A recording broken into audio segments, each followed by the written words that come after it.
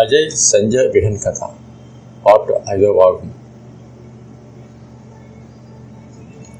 అజయ్ ఆఫీస్కి వెళ్ళిన తర్వాత ఇల్లు ప్రశాంతంగా ఉండేది. సంజయ్ తన పనుల్లో ఉండేది. కానీ మనసులో ఎప్పుడో ఒక కోణంలో విహన్ జ్ఞాపకాలు తచ్చాడుతూనే ఉండేవి. విహన్ మాత్రం యూనివర్సిటీ క్లాసుల కంటే ఇంట్లో వదిలిని చూసే క్షణంలో కోసం ఎక్కువగా ఎదురుచూస్తున్నాడు. ఆ రోజు ఉదయం విహన్ లివింగ్ రూమ్లో ల్యాప్టాప్తో కూర్చున్నాడు. సంజయ్ కిచెన్లో కాఫీ తయారు చేస్తూ అతని వైపు ఒకసారి చూసింది. విహన్ కూడా తన చూపు తిప్పకుండా ఆమె వైపు చూసి మృదువుగా నవ్వాడు. ఆ క్షణం సంజయ్ గుండె ఒక్కసారిగా వేగంగా కొట్టుకుంది. ఇది తప్పు, కానీ ఎందుకు నేను ఇలా అనిపిస్తుంది అనే ఆ మనసులో మాట. మధ్యాహ్న సమయానికి అజయ్ ఆఫీస్ నుండి కాల్ చేశాడు. సంజయ్, ఈరోజు కొంచెం లేట్ అవుతుంది, మీరిద్దరం భోంచేసేయండి అనేసి అన్నాడు. అది విన్న విహన్ ముఖంలో స్వల్పమైన చిరునవ్వు వచ్చింది. భోజనం సమయంలో విహన్ ఉద్దేశపూర్వకంగా సంజయ్ కళ్ళలోకి చూసి మాట్లాడుతున్నాడు. వదినా, మీరు నాతో ఓ విషయం ఓపెన్గా మాట్లాడతారా అని అడిగాడు. సంజయ్ కొంచెం గందరగోళంగా ఏమింది విహన్ అని ప్రశ్నించింది. విహన్ గంభీరంగా తక్కువ స్వరంలో ఉన్నాడు. నాకు తెలుసు, ఇది సరిగా ఉండకపోవచ్చు, కానీ మీరు నాకు కేవలం వదిన మాత్రమే కాదు, మీరు నా మనసులో ప్రత్యేకమైన వ్యక్తివి అని అన్నాడు. సంజయ్ ఒక్కసారిగా నిశ్శబ్దమైంది. ఆమె చేతిలోని స్పూను ఆగి కింద పడిపోయింది.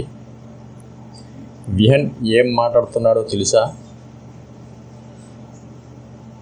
అని ఆమె స్వరంలో కంపంతో అడిగింది. తెలుసు, కానీ ఇది చాలా రోజులుగా నా మనసులో ఉంది. మీతో గడిపిన క్షణాలు నాకు సాధారణం కాదు అని విహన్ మరింత దగ్గరగా వంగి అన్నాడు.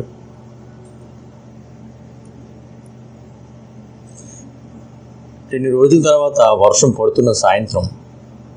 అజయ్ మళ్ళీ ఆఫీస్లో లేటు. సంజయ్ బాల్కనీలో వర్షం చూస్తూ నిలబడి ఉంది. విహన్ వచ్చి ఒక షాల్ తీసుకువచ్చి ఆమె భుజంపై వేశాడు. చల్లగా ఉంది వదిన అని నెమ్మదిగా అన్నాడు. ఆ మాటల్లో ఏదో వెచ్చదనం, ఏదో ఆహ్వానం ఉంది. సంజయ్ గుండె బలంగా కొట్టుకుంటూ కాసేపు అతనిని ఆపకుండా చూడసాగింది.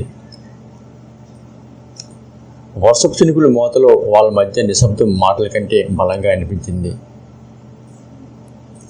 ఆ క్షణం ఇంటి గేటు దగ్గర అజయ్ బైక్ ఆగిన నిశ్శబ్దం వినిపించింది. సంజయ్ ఒకసారిగా వెనక్కి తల తిప్పింది. విహన్ చిరునవ్వుతో వెనక్కి అడిగేశాడు. ఆ రోజు రాత్రి భోజనం సమయంలో అజయ్ ఇద్దరి వైపు చూసి, మీ ఇద్దరి మధ్య ఏదో ఉంది అనిపిస్తుంది, కానీ నేను తప్పుగా అనుకుంటున్నానేమో అని సున్నితంగా అన్నాడు. సంజయ్ చేతిలోని గ్లాసు కొద్దిగా వణికింది. విహన్ మాత్రం శాంతంగా కూర్చున్నాడు. కానీ అతని కళ్ళల్లో ఒక రహస్యమైన ధైర్యం ఉంది. మిగతాది మరో భాగంలో తెలుసుకుందాం. ఈ కథ మీకు నచ్చితే లైక్ చేసి కామెంట్స్ చేయండి. ఇప్పటివరకు ఈ వీడియో చూసేందుకు మీకు ధన్యవాదాలు.